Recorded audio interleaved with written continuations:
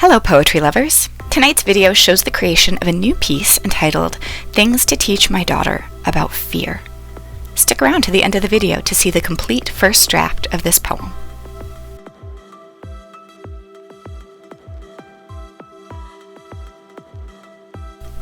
This poem is part of a series I'm writing that all incorporate lessons in the context of teaching my young daughter. I've included links in the description to the other pieces I've written so far.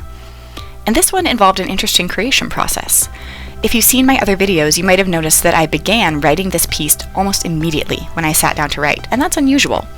On this night, I found myself thinking about a possible poem as I was putting my daughter to bed. As I sat there with her in growing darkness, I planned line after line until the poem was largely composed before I even left her room. So I was ready to begin writing the minute I picked up my pen. This isn't a common experience, but it's nice when it happens.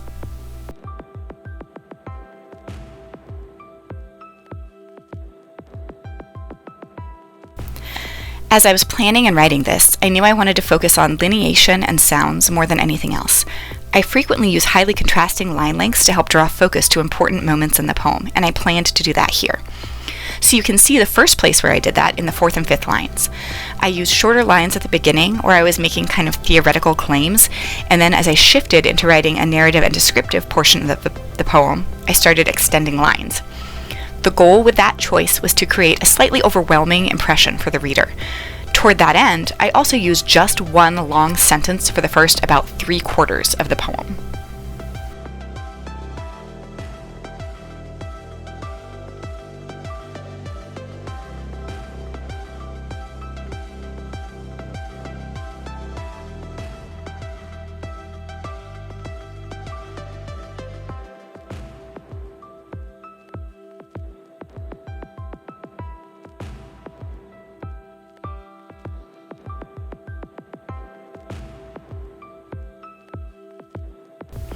So as I planned this poem, I had brainstormed a few phrases that I knew I wanted to include in certain ways, and here at about the middle of the poem, I introduced the first one.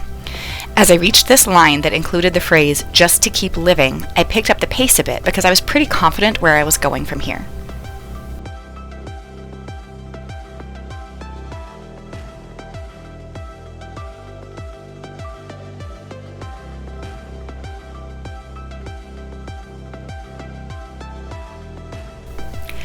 As the narrative portion ended, I returned abruptly to the kind of second-person phrasing I used in the beginning. Second person refers to the type of pronouns that are used to tell a narrative. So first-person pronouns uses I and me, and third person would use him, her, and they, and second person uses you. Second person is an uncommon choice for most literary works, although if you were a fan of the choose-your-own-adventure books like I was as a kid, you've seen it there. But I'm employing second person in this series that's inspired by lessons from my daughter. The goal with that is both that the reader will experience these poems as actual advice for her, but also that the poems will have a very conversational tone that will create a more intimate experience, as though I'm speaking directly to each reader. Since these poems are often about very personal moments, that also helps me feel comfortable writing them and avoid lots of emotionally charged kind of venting. As I came to the end of the piece, there were a couple more phrases that I had planned very specifically. The first you can see here as I started writing and then quickly scratched out a false start where I recalled exactly how I wanted to phrase this portion. And the second was in the final 4 lines. On reflection, I'm not actually sure I'm crazy about the way the last 4 lines unfold. They are so short, and I'm not convinced they end the poem on the perfect note. And this is really common, I think, for all kinds of writers. You brainstorm something, you love how it sounds in your head, and then once it's on paper, it loses a little bit of its magic. Seeing it written drags it down into the real world where things are just so much less shiny and pretty. So this section I may revise going forward. As I wrapped up, I made a couple final changes. The poem as initially drafted was one long sentence, and I did that intentionally to try to increase the sense of overwhelm. But as I finished writing, I decided that I actually wanted a more pronounced break between the narrative portion and the instructive portion at the end, so I made some changes to punctuation. It's amazing how much very small changes like this, a dash instead of a period, can impact the flow of a whole poem, but sometimes they can have a really disproportionate effect on how the poem unfolds. So I made some changes there to redirect the poem's flow in a couple places.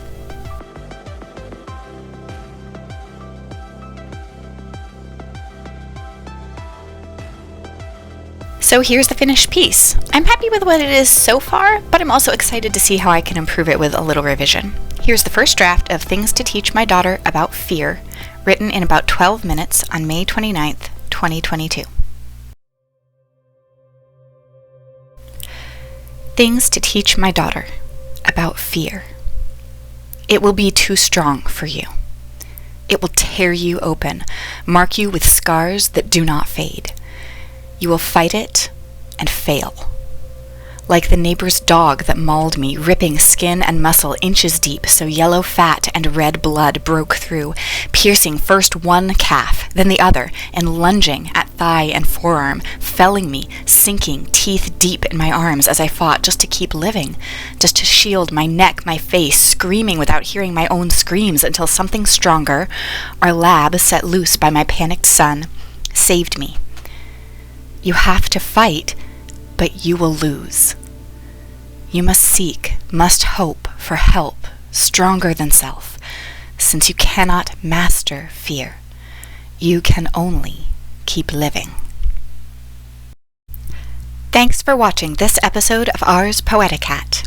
If you enjoyed watching poetry happen, please like and subscribe. Then go make some art.